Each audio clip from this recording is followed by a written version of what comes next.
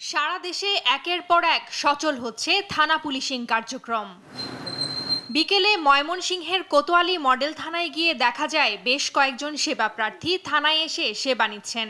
সাধারণ মানুষের জানমাল রক্ষায় দ্রুতই পুরোদমে কাজ শুরুর কথা জানান পুলিশ কর্মকর্তারা। কিছুক্ষণ হইলো থানায় আসলাম, আইসা দেখলাম যে পুলিশ এখনো গ্রেস করে নাই। সেনাবাহিনীর গাড়ি আসছে, সেনাবাহিনীর লোকজন আসছে। আশা করা যায় তারা আশ্বস্ত করছে আমাদের কার্যক্রম শুরু করবে ইনশাল্লাহ।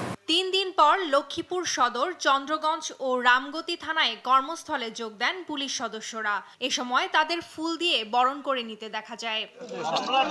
একটি স্বার্থান্বেষী মহল জেলার পরিবেশ নষ্ট করছে উল্লেখ করে পুলিশ সুপার জানান, দ্রুত পরিস্থিতি স্বাভাবিকে কাজ করছেন তারা।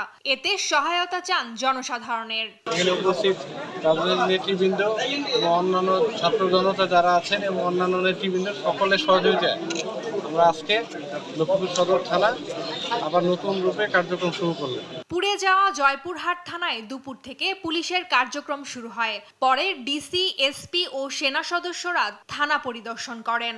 এ সময় থানায় আসা ভুক্তভোগীদের সাধারণ ডায়েরি নেওয়ার মাধ্যমে শুরু হয় কার্যক্রম।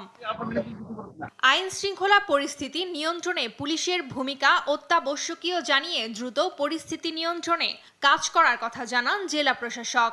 এখন আমাদের প্রথম দায়িত্ব হচ্ছে যে মানুষের মনে শৃঙ্খলা, মানুষের মনে এই আতঙ্ক দূর করা, যে সরকার পাশে আছে এবং পুলিশিং অ্যাক্টিভিটিস ছাড়া কিন্তু আসলে আইন শৃঙ্খলা রক্ষা করা একেবারেই অসম্ভব। তো আমরা সীমিত পরিসরে আজকে কাজ শুরু করেছি, সেনাবাহিনী আমাদেরকে সহায়তা করছে। টুম্পা আফরোজ, নিউজ ডেস্ক, দেশ টিভি।